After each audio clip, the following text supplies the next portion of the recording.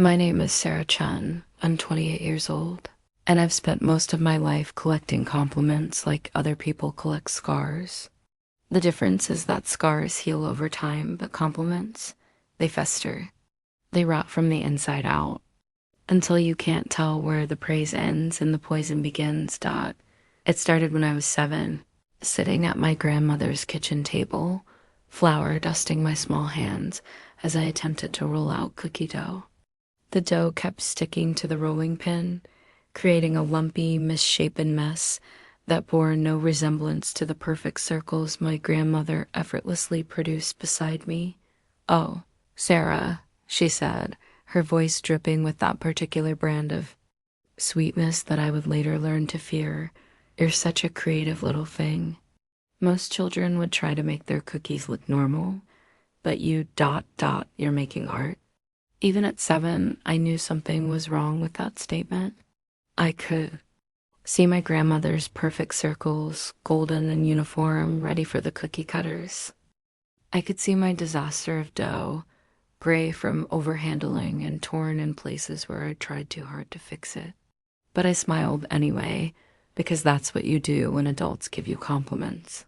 You smile and say thank you and pretend that the words don't feel like tiny needles pricking at your skin. That was my first lesson in the art of the backhanded compliment, though I wouldn't understand it for years. My grandmother was a master craftsman when it came to delivering praise that cut deeper than any direct insult ever could. She had a way of making you feel special and worthless at the same time, of elevating you just high enough that the fall would hurt more. "You're so lucky you don't have to worry about boys yet," she'd tell me when I was 10, watching my prettier cousins get attention at family gatherings. "You have such a wonderful personality. That's what really matters." Wonderful personality, the consolation prize for girls who weren't beautiful enough to simply exist and be admired. I learned to wear that phrase like armor, but armor can become a prison if you never take it off. By the time I reached middle school, I had become an expert at translating the hidden meanings behind compliments. When my English teacher said I had such an interesting perspective on the assignment, I knew she meant weird. When my mother told her friends I was so independent for my age, she meant I was difficult to connect with. When classmates said I was really smart, they meant I was the girl you copied homework from, not the girl you invited to parties. The worst part wasn't the compliments themselves. It was how they trained me to second-guess every genuine piece of praise that came my way. When someone said something nice, I would immediately start dissecting it, looking for the hidden blade, the secret meaning, the way it could be turned against me. I became a forensic analyst of human kindness, always searching for evidence of ulterior motives. High school brought new variations on the theme. "You're so confident," people would say when I spoke up in class, and I knew they meant loud.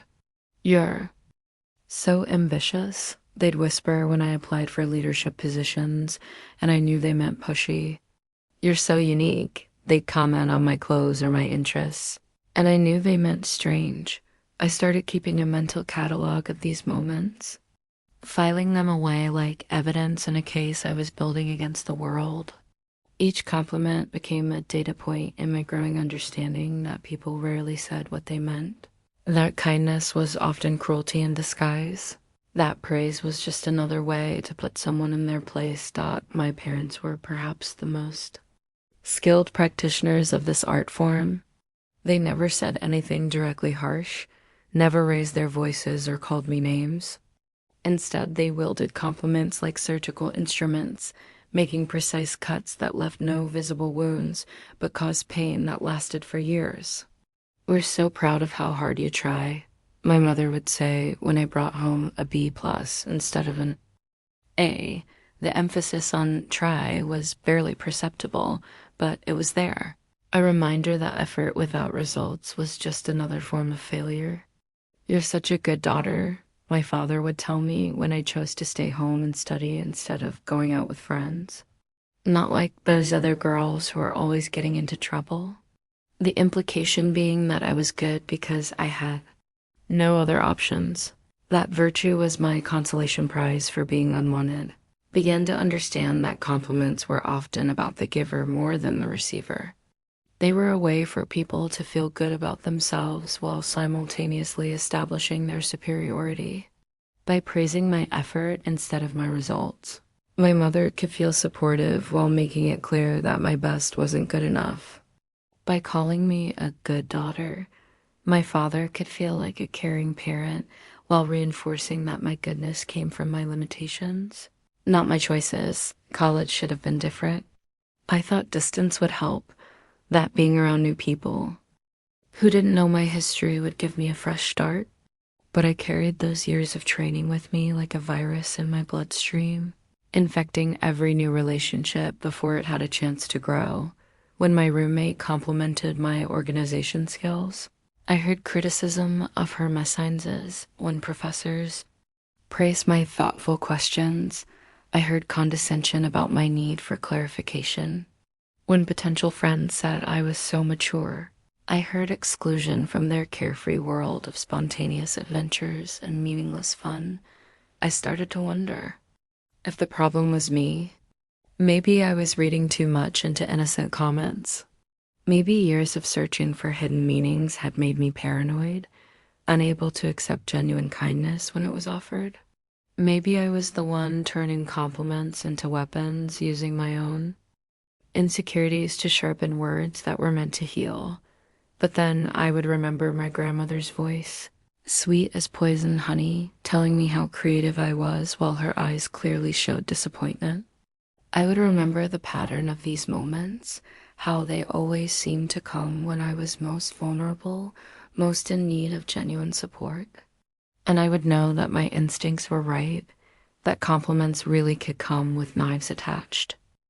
The turning point came during my junior year when I met Marcus. He was everything I thought I wanted: tall, handsome, with the kind of easy confidence that drew people to him like moths to a flame. When he first approached me at a campus coffee shop, I was immediately suspicious. Boys like Marcus didn't talk to girls like me unless they wanted something. "I've seen you in Professor Williams' class," he said, sliding into the seat across from me without invitation. "You always ask the best questions. You're really smart." There it was. The compliment that should have made me feel good, but instead made my skin crawl. Smart. The consolation prize.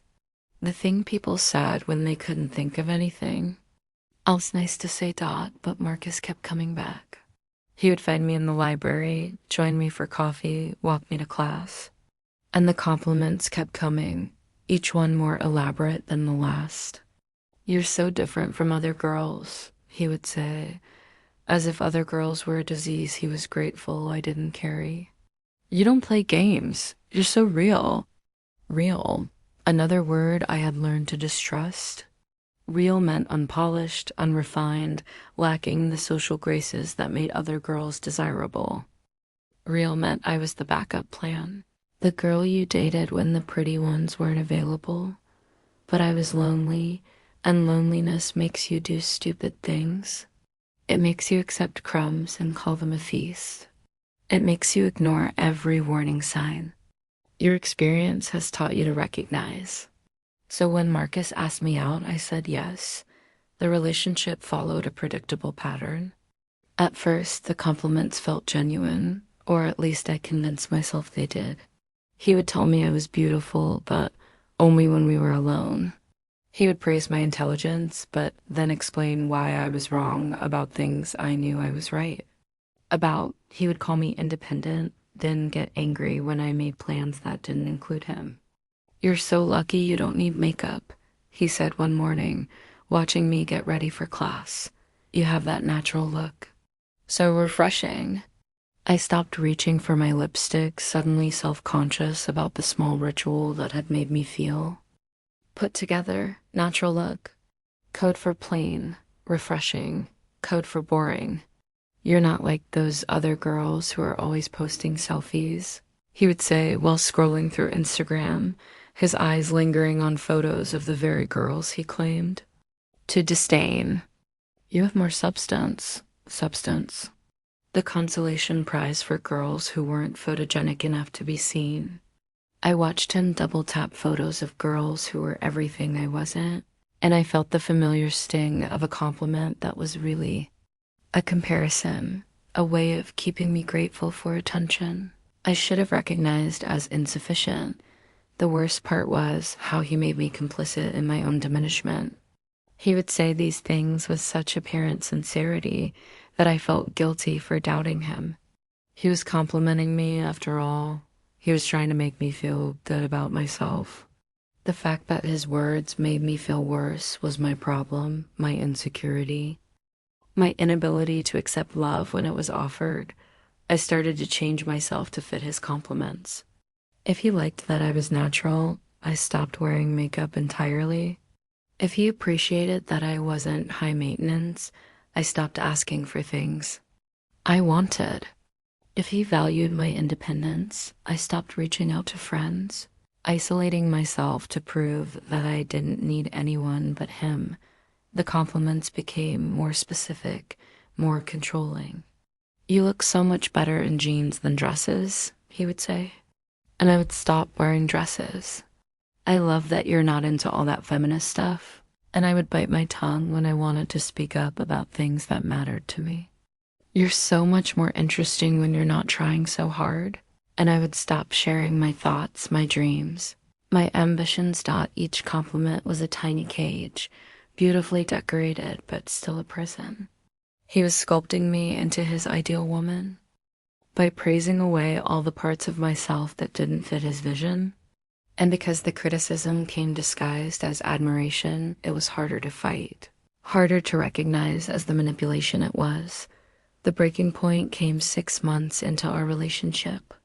We were at a party together, and I was talking to one of his friends about a book I had recently read. I was animated, excited, sharing something I was passionate about. Later, as we walked home, Marcus was quiet. "You know," he finally said, "you're really cute when you get all worked up about stuff. It's like watching a little kid explain something. They don't quite understand." The words hit me like a physical blow. Cute, little kid, doesn't quite understand. In one sentence, he had managed to diminish my intelligence, my passion, and my worth as an adult human being. And he had done it while smiling, while using a tone that suggested he was being kind. That night, lying in bed next to him, I stared at the ceiling and finally understood what had been happening to me my entire life. It wasn't that I was paranoid or oversensitive. It wasn't that I couldn't accept genuine compliments. It was that I had been surrounded by people who had weaponized kindness, who had learned to use praise as a way to control, diminish, and manipulate. I thought about my grandmother, whose compliments had taught me to doubt my own abilities.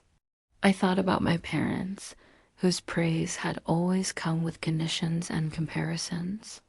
I thought about teachers, friends, and now Marcus, all of them using the same technique with slight variations, the compliment sandwich. Start with something nice, slip in the real message, end with something that sounds supportive. "You're so creative, but you need to be more practical if you wanted to succeed. I just want you to be happy." The comparative compliment make me feel special by putting down others, ensuring I would always be grateful for the bare minimum. "You're not like other girls. You're better than that." The limiting compliment.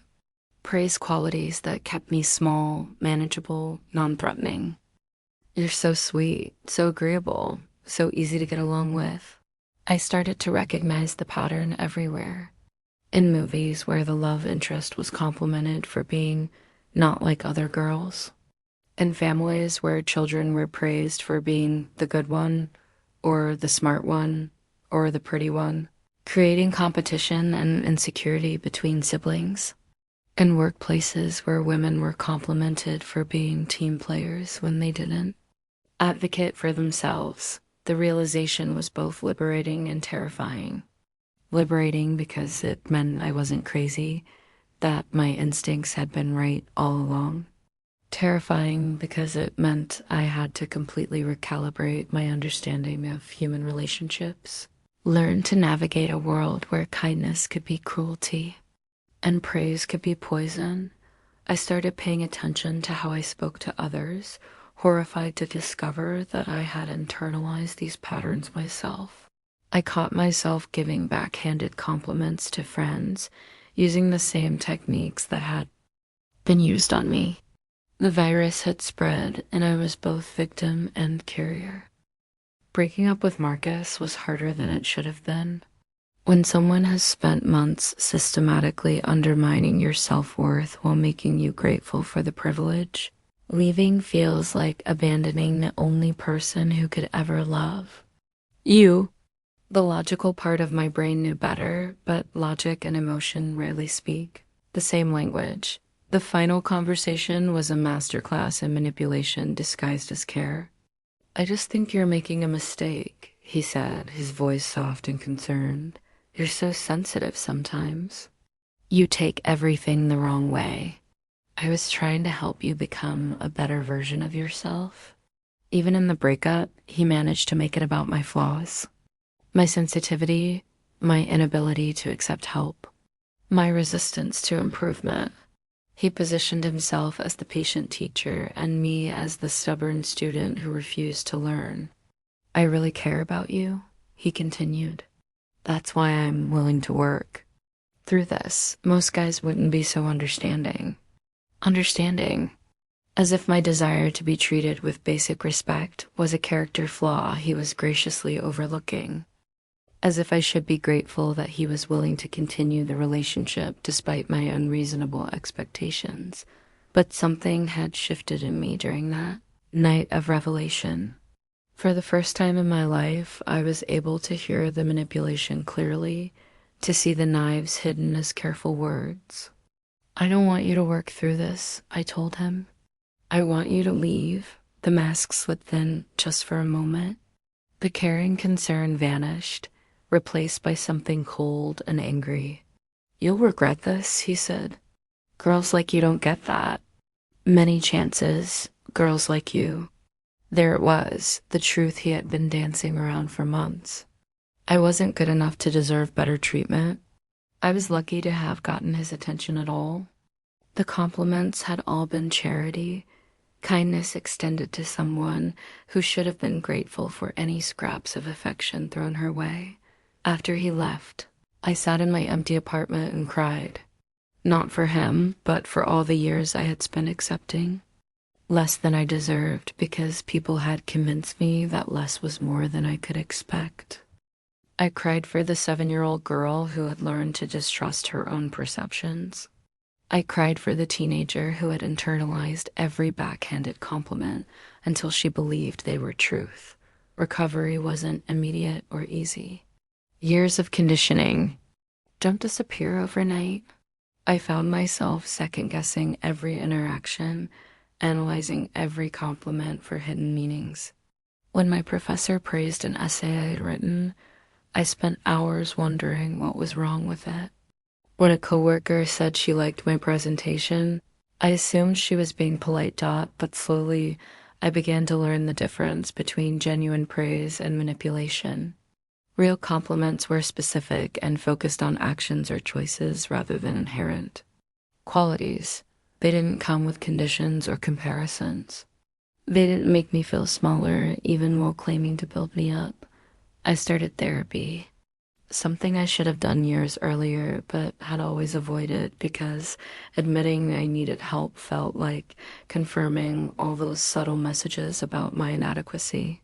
My therapist, Dr. Rodriguez, was a small woman with kind eyes who never seemed surprised by anything I told her. "You've been trained to accept breadcrumbs," she said during one of our early sessions, "and then to feel grateful for them. That's not your fault, but it is something you can change." She taught me about gaslighting, about emotional manipulation, about the ways people could use kindness as a weapon. She helped me understand that my hypervigilance around compliments wasn't paranoia, but a survival mechanism developed in response to genuine psychological abuse. The people who hurt us the most, she explained, are often the ones who claim to love us. They use our trust against us, our desire to be loved as a tool for control. It makes sense that you would develop defenses. Through therapy, I began to trace the patterns back through generations. My grandmother had learned this behavior from her own mother, who had learned it from hers. It was a legacy passed down like a family recipe, each generation adding their own special ingredients to the toxic stew. I started to see how society itself reinforced these patterns. How women were praised for being natural beauties when they were plain, strong when they were struggling, brave when they were simply existing in bodies that didn't fit conventional standards. How children were complimented for being mature when they were forced to grow up too fast, responsible when they were parentified, easy when they were neglected. The compliments weren't random or accidental. They served a purpose, maintaining hierarchies and power structures by making people grateful for substandard treatment. They were a form of social control, keeping people in their designated places by making them believe those places were actually privileges. Began to experiment with rejecting these false compliments, with calling out the manipulation when I saw it. The first time I told someone that their compliment felt like an insult, they were shocked. I was being nice, they protested, as if intention was more important than impact. Being nice and being kind are different things, I replied. Nice is about how you look to others. Kind is about how you make others feel. Some relationships didn't survive this new version of me. Friends who had enjoyed feeling superior through their condescending praise disappeared when I stopped playing along. Family members accused me of being too sensitive or looking for problems where none existed. But other relationships deepened. I found people who could give genuine compliments without hidden agendas, who could express appreciation without comparison or condition. I learned to recognize the difference between someone who said, "You're so strong," as a way of dismissing my struggles, and someone who said, "I admire how you've handled this difficult situation," as genuine recognition of my efforts. The hardest part was learning to compliment myself, to speak to myself with the kindness I was beginning to demand from others. Years of internalized criticism had created a harsh inner voice that was always ready with a backhanded observation about my appearance, my choices, my worth. I started small with simple statements of fact. I cooked a good meal tonight. I handled that difficult conversation well. I look healthy today. No comparisons, no conditions, no hidden criticisms disguised as praise. Gradually, I began to trust my own perceptions again.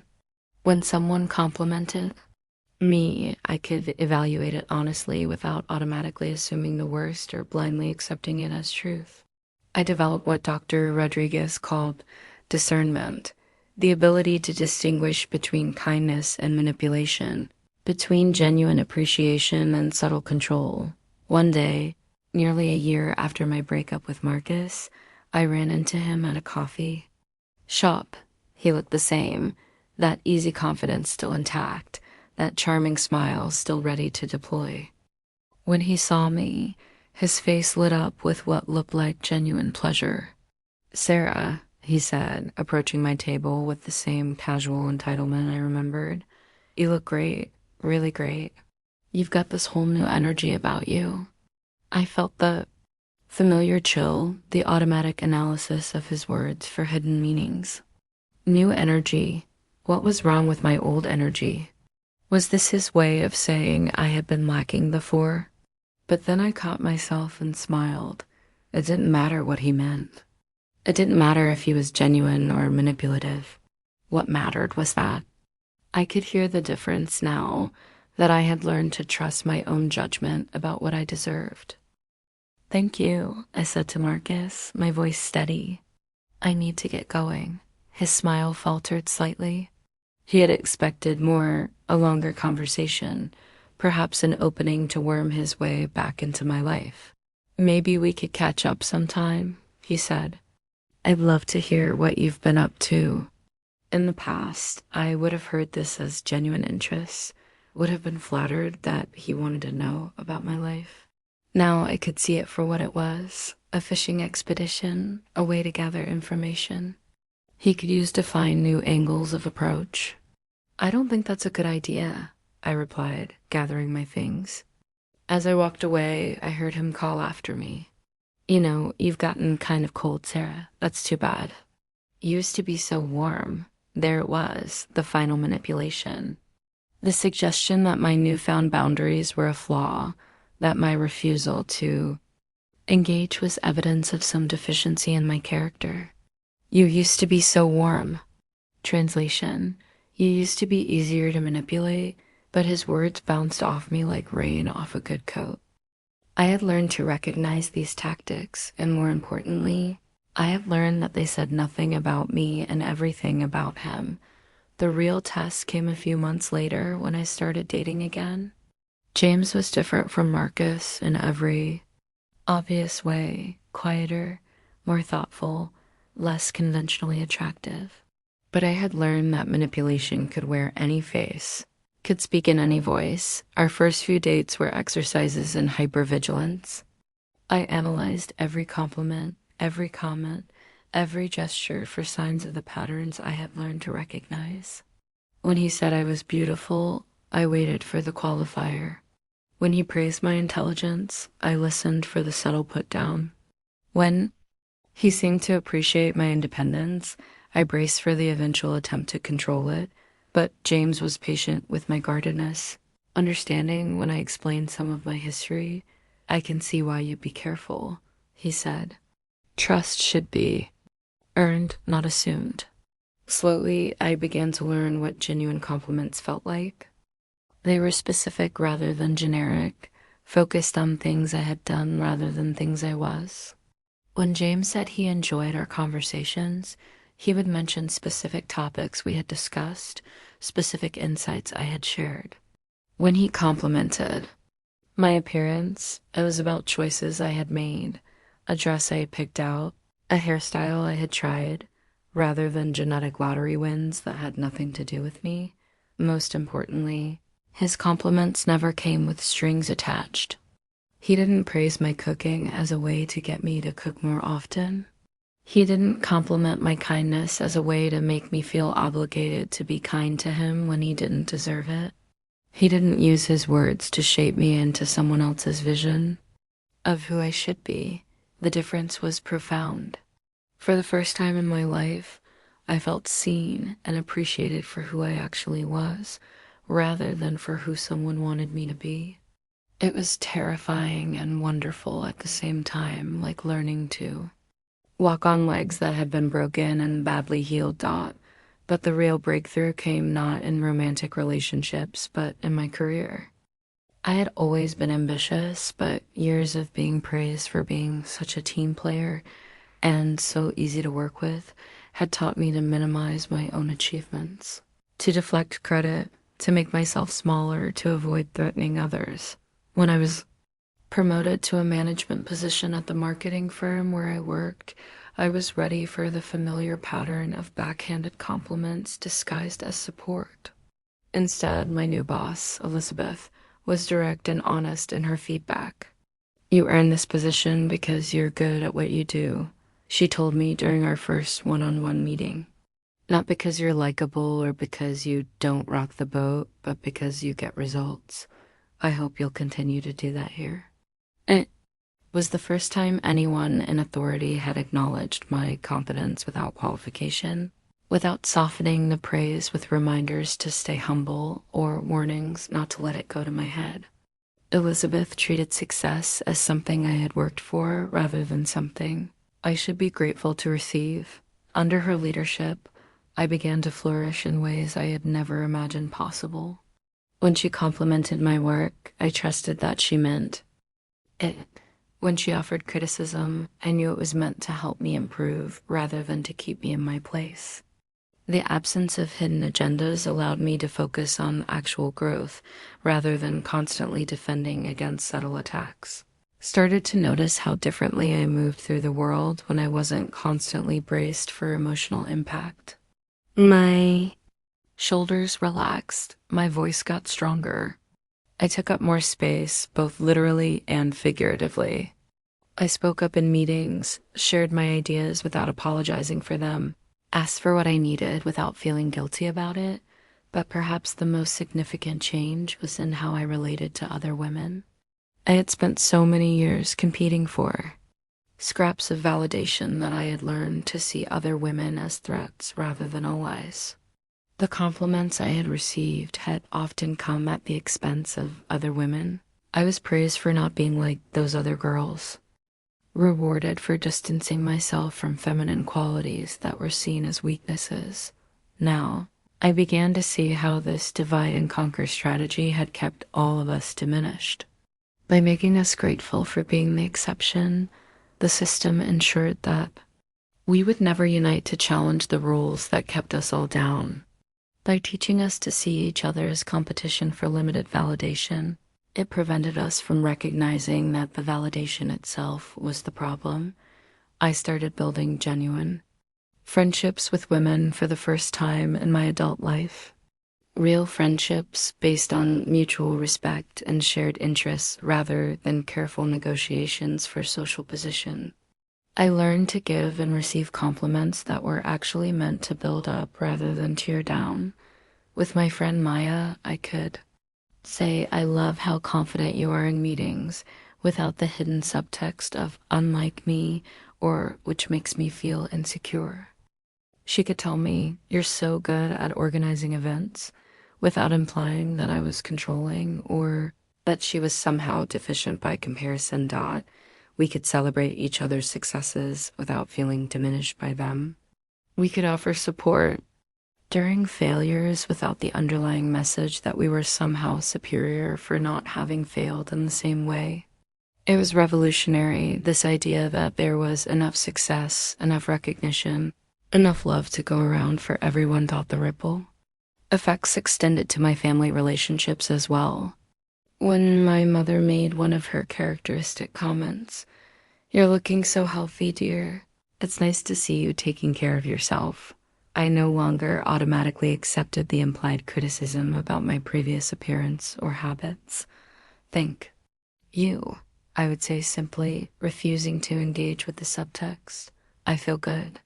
At first, she seemed confused by my lack of defensiveness, my refusal to play the familiar game of self-deprecation and reassurance seeking.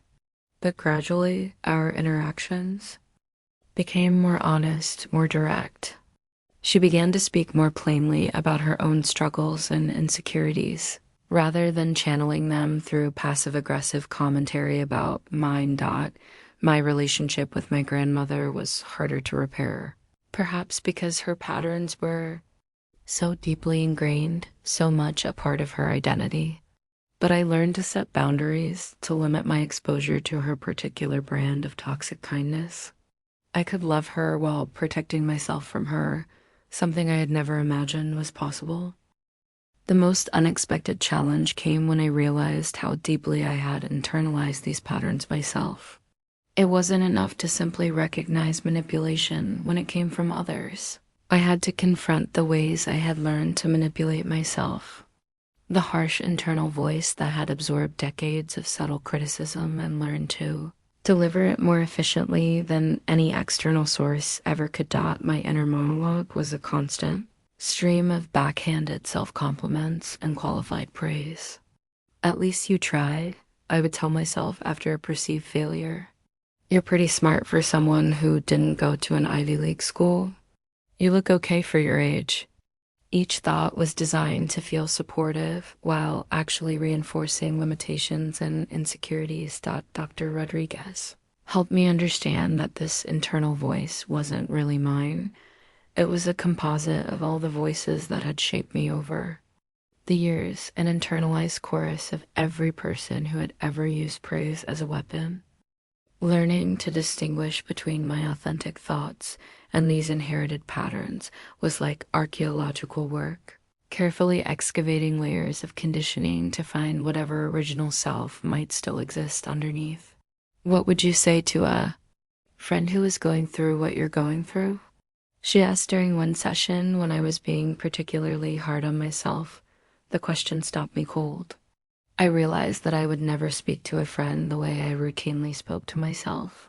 I would never tell a friend she was pretty good for someone like her, or that she should be grateful for whatever attention she could get. The double standard was glaring and heartbreaking. I began the painstaking work of learning to speak to myself with the same kindness I would show a beloved friend. It felt foreign at first, almost fraudulent. Who was I to think I deserved unconditional self-compassion? What made me so special that I should be exempt from the harsh judgment that seemed to be everyone's lot in life? But gradually, I began to understand that self-compassion wasn't about thinking I was better than others. It was about recognizing that everyone deserved to be free from the constant assault of internalized criticism. I wasn't claiming special privileges. I was simply refusing to participate in a system that diminished everyone it touched, that the change in my internal dialogue had unexpected external effects. When I stopped constantly criticizing myself, I found that I naturally stopped criticizing others as well. The impulse to find flaws, to offer backhanded compliments, to use praise as a way to establish superiority, all of it began to fade as I developed genuine self-acceptance. I started to notice how prevalent these patterns were in everyday interactions. At work, in stores, in social gatherings, people were constantly engaging in subtle forms of emotional violence disguised as kindness. You're so brave to wear that color. I wish I had your confidence. You're lucky you don't have to worry about what people think. Each statement carried its own small blade, carefully sharpened and precisely aimed. And most people didn't even realize they were doing it. They had learned these patterns so thoroughly that they seemed like natural human interaction rather than learned behaviors that could be changed. I began to experiment with different ways of communicating, trying to offer genuine appreciation without comparison or qualification. Instead of, "You're so much better at this than I am," I would say, "I really admire your skill with this." Instead of, "You're lucky, you're naturally thin," I would say, "You look healthy and happy." It was harder than I had expected. Removing the competitive element from compliments required me to confront my own insecurities, my own need to position myself in hierarchies of worth and desirability. But the results were remarkable. People responded differently to genuine appreciation than they did to qualified praise. They stood taller, smiled more authentically, seemed to relax in ways that suggested they too had been braced for the inevitable sting. My relationship with James deepened as I learned to trust his compliments and offer my own without hidden agendas. "I love the way you think through problems," I could tell him, meaning exactly that and nothing more. "You have such a calming presence," he could say to me, without implying that I had previously been chaotic or that my value lay primarily in my ability to soothe others. We developed what we came to call clean communication, interactions free from subtext, manipulation, or hidden meanings. It was astonishingly intimate, this ability to say what we meant and mean what we said. I had never realized how much energy I had been spending on constant translation and interpretation until I was able to take those burdens down. But the real test came when we faced our first major conflict. In the past, my relationships had been defined by my willingness to accept less than I deserved in exchange for avoiding confrontation. I had learned to apologize for things that weren't my fault, to make myself smaller to avoid threatening fragile male egos, to accept partial responsibility for problems I hadn't created. When James made a commitment and then repeatedly broke, and without explanation or apology, my old patterns kicked in immediately. I found myself making excuses for him, minimizing my own disappointment, preparing to have a conversation where I would somehow end up apologizing for being upset about his behavior. But something had shifted in me. The work I had done to recognize manipulation in its various forms had given me new tools for navigating conflict. Instead of attacking or retreating, I was able to state my needs clearly and directly. I need you to follow through on commitments you make to me, I told him. And when you can't, I need you to communicate that ahead of time rather than leaving me waiting and wondering. His response was telling. Instead of getting defensive or trying to turn the conversation around on me, he listened. He acknowledged his mistake without trying to minimize it or make excuses. He apologized genuinely and made concrete plans to do better. It was the first time in my life I had been in a relationship where conflict led to greater understanding rather than to someone being diminished or controlled. We were able to disagree without one of us having to be wrong, to have needs without those needs being treated as unreasonable demands. The contrast with my previous relationships was stark. Marcus would have responded to such directness with a carefully crafted speech about how I was being too demanding, how I needed to be more understanding of his busy schedule, how my expectations were unrealistic for someone like me. He would have managed to make me feel grateful that he was willing to put up with my difficult nature, while simultaneously making it clear that I should expect less from him in the future. James simply said, "You're right, I messed up. How can I do better?" It was revolutionary. This idea that relationships could be based on mutual respect rather than careful negotiations of power and control. That conflicts could be opportunities for growth rather than battles to be won or lost. That love could exist without the constant undercurrent of criticism and conditional acceptance. As I became more skilled at recognizing and rejecting manipulative communication, I began to see how it had affected every area of my life. My career had been shaped by my willingness to accept praise that kept me grateful rather than demanding what I was worth. My friendships had been based on careful exchanges of qualified compliments rather than genuine connection. My family relationships had been defined by my role as the accommodating one, the one who absorbed criticism disguised as concern and responded with gratitude. I started to make changes in all these areas. Slowly but deliberately, at work, I began asking for specific feedback rather than accepting vague praise that told me nothing about how to improve or advance. "Thank you for saying you appreciate my work," I would tell my supervisors. "Can you tell me specifically what I did well so I can continue to do more of it?" Some people were uncomfortable with this directness. They had grown accustomed to offering meaningless praise as a way to avoid having real conversations about performance and growth. But others rose to the challenge, giving me the kind of specific, actionable feedback that actually helped me develop professionally.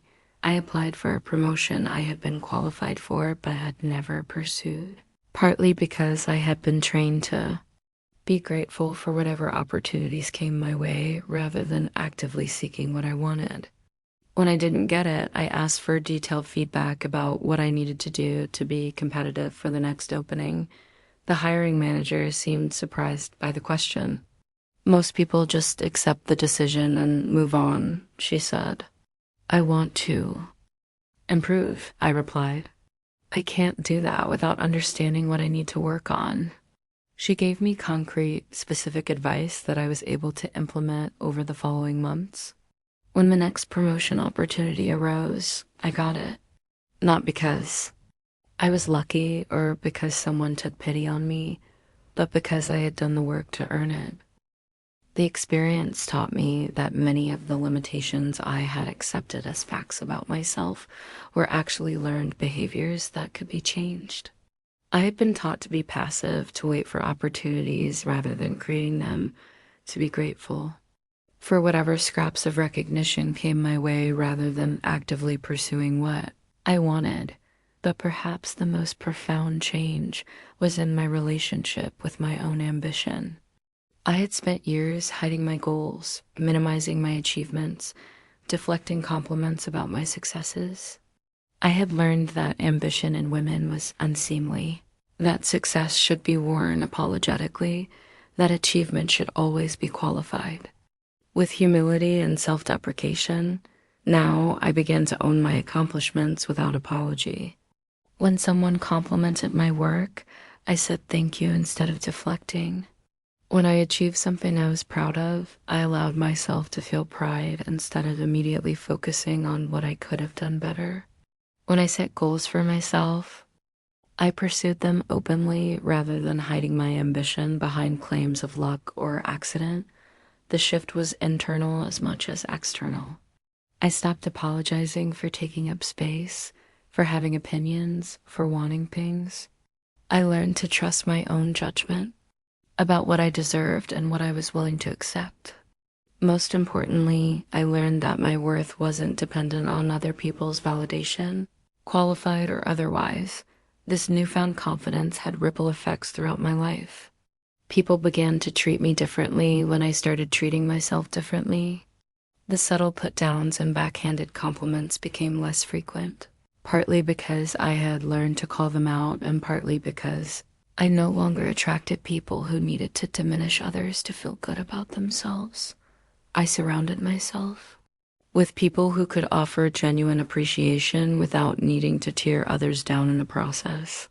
Friends who could celebrate my successes without feeling threatened by them. Colleagues who could give honest feedback without wrapping it in false praise. A partner who could love me without needing to reshape me into someone else's vision of who I should be. The real revelation came when I realized that learning to reject false compliments wasn't the end goal. It was the beginning of something much more important. I had spent so much energy protecting myself from subtle manipulation that I had almost forgotten what genuine connection felt like. The armor I had built to deflect backhanded praise had also kept out authentic appreciation and love, learning to be vulnerable again. To open myself to genuine compliments and criticism required a different kind of courage than I had needed to recognize manipulation. It meant trusting my own judgment, not just to identify threats, but to recognize safety.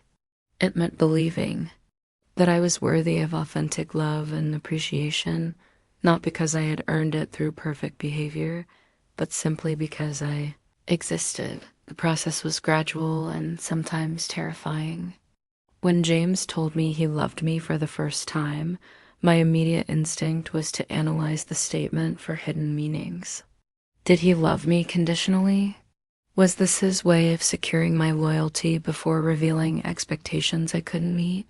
What did he want from me in return? But as I sat with his words, looking into his eyes, I realized that sometimes people meant exactly what they said. Sometimes love was offered without strings attached, without hidden agendas, without the need to diminish the recipient in order to maintain power and control. I love you too, I said, and meant it completely. It was the first time I had ever said those words without immediately questioning whether I was making a mistake, whether I was setting myself up for disappointment, whether I was giving someone ammunition they could use against me later. The simplicity of it was breathtaking. This experience of authentic love helped me understand what I had been missing in all those years of conditional acceptance. I had thought that love required constant negotiation, careful management of other people's insecurities, strategic self-diminishment to avoid threatening fragile egos. I had believed that being loved meant being grateful for whatever affection I could get, regardless of how it was delivered or what it cost me. But real love, I discovered, was spacious rather than constricting. It encouraged growth rather than demanding stagnation. It celebrated strengths rather than exploiting weaknesses. Most importantly, it didn't require me to become smaller in order to make someone else feel bigger. This realization transformed not just my romantic relationships, but my friendships as well. I began seeking out people who could appreciate me without needing to compare me to others, Who could support my goals without feeling threatened by my success? Who could offer criticism when necessary without wrapping it in false praise or using it as a weapon? Maya became my closest friend during this period, partly because she had done her own work to recognize and reject manipulative communication patterns. We could be completely honest with each other without fear of judgment or retaliation. When she told me my new haircut looked great, I knew she meant it. When she said she was concerned about a decision I was making, I knew she was speaking from love rather than from a desire to control my choices. You know what I love about our friendship? She said one day as we were having coffee, I never have to translate what you're saying. I never have to wonder what you really mean or worry about what you're not telling me. The comment highlighted something I had never fully articulated but had always felt: the exhaustion that comes from constantly having to decode other people's communications. Most of my previous relationships had required me to be part detective, part diplomat, part mind reader. I had spent enormous amounts of energy trying to figure out what people really wanted from me, what they really thought of me, what they were really trying to say beneath their carefully chosen words. With Maya, with James, with the new friends I was making, I could relax that vigilance. I could take people at face value without being naive, could trust their words without abandoning my own judgment. It was like being able to breathe deeply for the first time in years. The change was particularly noticeable in my family relationships. My parents, who had spent decades communicating through subtext and implication, seemed confused by my new directness. When my mother made one of her characteristic comments about my appearance or choices, I would respond with simple honesty rather than defensive explanation. I'm happy with how I look, I would say when she suggested I might want to try a different hairstyle.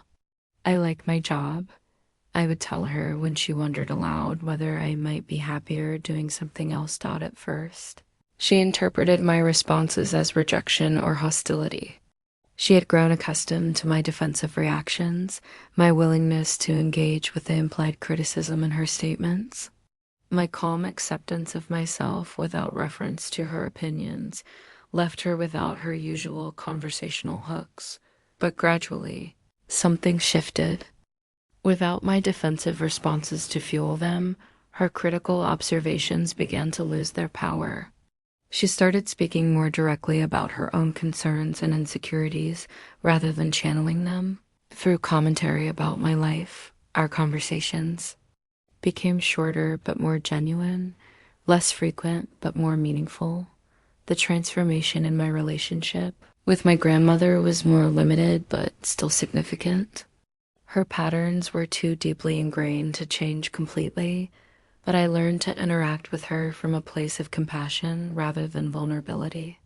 I could see her need to feel superior, her fear of being forgotten or dismissed, her own history of conditional love and qualified acceptance.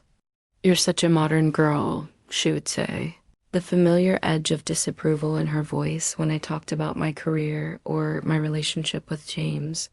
"Thank you," I would reply, refusing to engage with the implied criticism. "I like living in modern times." The response usually left her momentarily speechless, unsure how to proceed without my participation in the familiar dance of criticism and defense. Sometimes she would try again, probing for the old vulnerabilities. But increasingly, she seemed to accept that the game had changed, that I was no longer willing to play my assigned role. The most unexpected benefit of this transformation was the way it affected my professional life. I had always been competent at my job, but I had never fully claimed my expertise or advocated for myself effectively. I had accepted whatever recognition was offered without pushing for more, had taken on additional responsibilities without asking for additional compensation, had allowed others to take credit for my ideas without protest. Now, I began to assert myself in ways that felt both terrifying and exhilarating. When a colleague took credit for a campaign I had developed, I spoke up calmly but firmly. Actually, that was my idea, I said in the meeting. I'm glad it's working well. The room went quiet. In the past, I would have let the misattribution slide, telling myself it didn't matter who got credit as long as the work got done.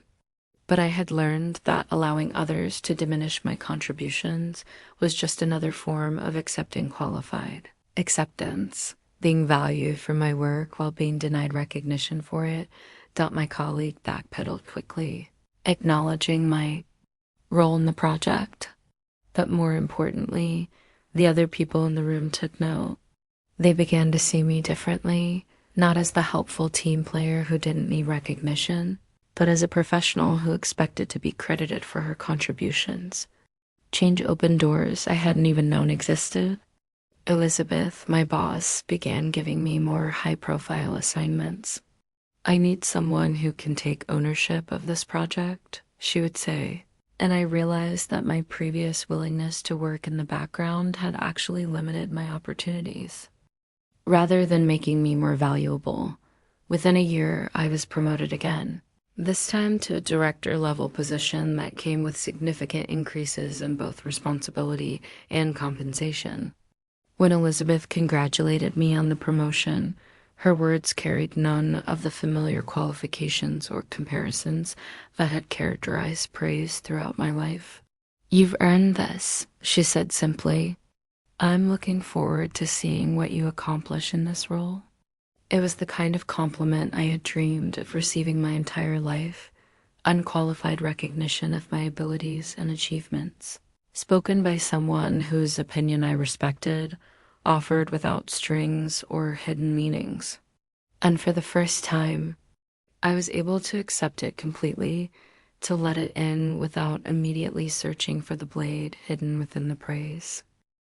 The promotion brought new challenges that tested everything I had learned about recognizing and rejecting manipulation. As a director, I was now managing a team of 8 people, several of whom had been with the company longer than I had. The dynamics of authority added new layers to the complex art of human communication, and I found myself navigating territory where the stakes felt higher and the patterns more subtle. One of my new direct reports, David, was particularly skilled at what I came to think of as authority undermining through false deference. He would compliment my ideas in meetings while simultaneously questioning my experience. "That's such a creative approach, Sarah. I never would have thought of something so unconventional." Of course, I've been doing this type of campaign for 15 years, so I tend to stick with what I know works. The statement was masterfully constructed. On the surface, he was praising my creativity and acknowledging his own conservatism. But the subtext was clear. My ideas were untested and potentially risky, while his experience made him the safer choice for important projects. Creative became code for inexperienced. Unconventional became code for potentially disastrous. In the past, I would have accepted this assessment, would have deferred to his experience and second-guessed my own judgment. But I had learned to recognize these patterns, and more importantly, I had learned to trust my own expertise. I had been promoted for a reason, and that reason wasn't to rubber stamp other people's ideas while grateful for the privilege. "I appreciate your perspective, David," I replied calmly. "Let's discuss the specific metrics we'll use to measure success on this campaign. I think data will help us determine the best approach." By shifting the conversation to concrete measures of success, I sidestepped the subjective judgment about whose ideas were better and focused on what would actually work. It was a technique I had learned from Elizabeth. When faced with manipulation disguised as expertise, demand specificity and evidence. David's response was telling. Rather than engaging with the question of metrics, he doubled down on the appeals to his experience and my relative inexperience. "Of course you're the boss," he said, his tone suggesting that my authority was based on title rather than competence. I just want to make sure we're setting realistic expectations. I realized that I was facing a more sophisticated version of the same patterns I had encountered throughout my life. The compliments were still there. He acknowledged my authority, praised my ambition, even expressed admiration from my fresh perspective. But each piece of praise came with a subtle undermining, a suggestion that my authority was unearned. My ambition was unrealistic, my perspective was naive. The difference now was that I had the power to address the situation directly rather than simply enduring it. Over the following weeks, I documented David's patterns of behavior, his tendency to publicly support my decisions while privately expressing doubts to other team members, his habit of agreeing in meetings while finding reasons to delay implementation. Afterward, when I finally confronted him, I did so with the same clarity and directness I had learned to use in my personal relationships. I need you to either support the decisions we make as a team or bring your concerns to me directly, I told him. This pattern of public agreement followed by private resistance isn't working for anyone. His response was predictable. I'm just trying to be helpful, he said. I have a lot of experience with these types of projects, and I want to make sure we succeed. I hope you can appreciate that I'm trying to look out for you. There it was, the manipulation disguised as protection, the undermining presented as support. He was positioning himself as the experienced mentor, trying to save the inexperienced boss from her own poor judgment. It was a narrative that cast him as the hero and me as the person who should be grateful for his reluctant guidance. I understand that you have valuable experience, I replied, but I need that experience to be channeled into constructive problem solving rather than resistance to decisions that have already been made. Can you commit to that? The directness of the question forced him to choose between openly defying my authority or agreeing to change his behavior. He chose the latter, though I could see his frustration with my refusal to play the role of the insecure manager seeking his approval. The conversation marked a turning point in my development as a leader. I realized that the skills I had developed to protect myself from personal manipulation were directly applicable to professional situations. The ability to recognize subtext, to demand clarity, to refuse to accept qualified support, all of these were essential leadership skills that many people never developed because they had never been forced to defend themselves against subtle forms of emotional abuse. But managing David also taught me something important about the difference between recognizing manipulation and assuming malicious intent. Not everyone who delivered backhanded compliments or undermining praise was consciously trying to hurt or control others. Many people had simply learned these patterns as normal ways of communicating, had internalized hierarchies and power structures so completely that they reproduced them unconsciously. David, I came to understand, genuinely believed he was being helpful. His experience had taught him that authority should be earned gradually, that younger managers needed guidance and protection from their own ambition, that his resistance was a form of mentorship rather than sabotage. The fact that his beliefs were problematic didn't necessarily mean his intentions were malicious. This realization helped me approach similar situations with a combination of firmness and compassion. I could set clear boundaries while also helping people understand why their communication patterns were problematic. I could refuse to accept undermining behavior while also acknowledging the fears and insecurities that often drove it. With my team, I began to model the kind of direct, supportive communication I had learned to value in my personal relationships. When someone did good work, I told them specifically what they had done well and why it mattered. When I needed to give critical feedback, I focused on behaviors and outcomes rather than character judgments. When team members disagreed with decisions, I encouraged them to voice their concerns directly rather than through passive resistance or subtle sabotage. The changes weren't immediate or universal. Some people thrived in the environment of clear expectations and honest feedback. Others struggled with the lack of familiar power games and hidden agendas. A few, like David, ultimately chose to transfer to other departments where the communication styles were more familiar to them, but overall, the team became more productive and collaborative. Without the constant undercurrent of manipulation and interpretation, people could focus their energy on actual work rather than on navigating complex social dynamics. Conflicts were resolved more quickly because they were addressed directly, rather than through layers of subtext and implication. The success of this approach reinforced my understanding that the patterns I had experienced in my personal life weren't just individual pathologies, but systemic problems that affected many areas of human interaction. The skills needed to recognize and resist manipulation weren't just personal survival tools. They were essential abilities for anyone who wanted to build healthy relationships, effective teams, or functional communities. I began to see my own journey not just as personal healing, but as preparation for a larger role in helping others recognize and change these destructive patterns. The years I had spent learning to decode backhanded compliments and reject qualified acceptance had given me insights that could be valuable to other people struggling with similar issues.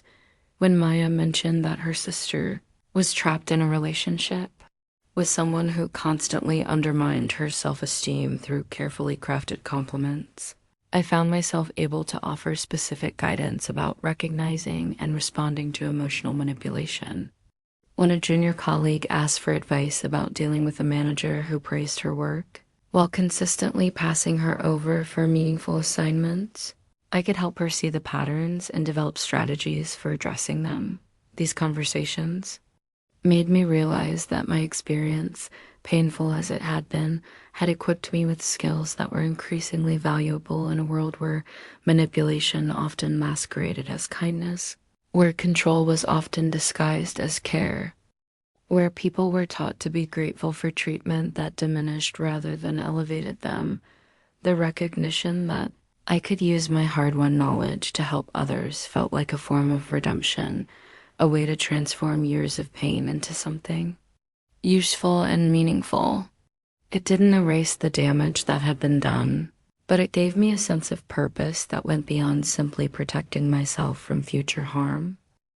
The idea of writing about my experiences came gradually, emerging from the conversations I was having with friends, colleagues, and even strangers who seemed to recognize something familiar in the patterns I described. There was a hunger for language to describe experiences that felt universal but had rarely been named directly. I never realized that was manipulation, Maya said after I explained the concept of the limiting compliment, praise that reinforced boundaries rather than celebrating achievements. I just thought my family was really supportive when they told me I was such a good girl for not causing trouble like my sister. Her comments sparked something in me. How many people were walking around carrying invisible wounds from words that were meant to sound kind? How many had learned to distrust their own perceptions because they had been trained to accept poison disguised as medicine? I started small, writing blog posts about recognizing backhanded compliments in romantic relationships. The response was overwhelming. Comments poured in from people sharing their own stories, their own moments of recognition and revelation. I thought I was crazy for feeling hurt when my boyfriend said I was lucky to be naturally thin, wrote one reader. Now I understand why it felt like an insult disguised as a compliment. The blog posts became longer, more detailed explorations of the psychology behind manipulative praise. I wrote about the different types of false compliments, the comparative compliment that elevated you by putting down others, the limiting compliment that praised you for staying small, the controlling compliment that rewarded you for giving up. Your autonomy. Each post seemed to unlock new memories, new understanding of patterns that had shaped my life in ways I was still discovering. I wrote about the way these communication styles were passed down through generations, how they reflected and reinforced larger systems of oppression and control. I explored the difference between genuine appreciation and strategic praise, between kindness and niceness, between support and manipulation. The writing process was both healing and re-traumatizing. Revisiting painful memories and analyzing them with my adult understanding helped me make sense of experiences that had felt confusing and shameful at the time. But it also forced me to confront the depth of the damage, the ways that years of subtle manipulation had affected my sense of self, my relationships, my career choices, my fundamental understanding of what I deserve from life. Some blog posts were harder to write than others. The one about family dynamics took me weeks to complete because it required me to acknowledge uncomfortable truths about people I loved. My parents weren't monsters. They were products of their own upbringing, carriers of patterns they had inherited and learned to normalize. But good intentions didn't erase the impact of their words, didn't make the manipulation less harmful because it was unconscious. It's not about blaming them, I wrote in that post. It's about understanding how these patterns work so we can choose to break them. Healing doesn't require us to paint our families as villains, but it does require us to tell the truth about our experiences. A comment section became a space where people shared their own family stories, their own struggles with loving people who had hurt them through subtle forms of emotional abuse. Reading these stories, I realized that my experience wasn't unique or unusual. It was incredibly common, so common that it had become invisible, normalized as just the way people interacted with each other. A literary agent reached out after reading several of my posts, suggesting that the material could be developed into a book. The idea both excited and terrified me. Writing blog posts felt manageable, controllable. I could publish them on my own timeline, edit them endlessly, remove them if I changed my mind. A book felt permanent, public, vulnerable in ways I wasn't sure I was ready for, but the agent, Linda, understood the importance of the subject matter in ways that surprised me. "This isn't just a memoir," she said during our first phone call. "This is a guidebook for people who have been gaslit their entire lives but never had words for it. You're giving people permission to trust their own perceptions." The book proposal process forced me to articulate the broader significance of my personal story. It wasn't enough to simply describe what had happened to me. I needed to explain why it mattered, how it connected to larger patterns of manipulation and control in society, what readers could learn from my experience that they could apply to their own lives. I spent months researching the psychology of emotional manipulation, reading academic papers about gaslighting, narcissistic abuse, and coercive control.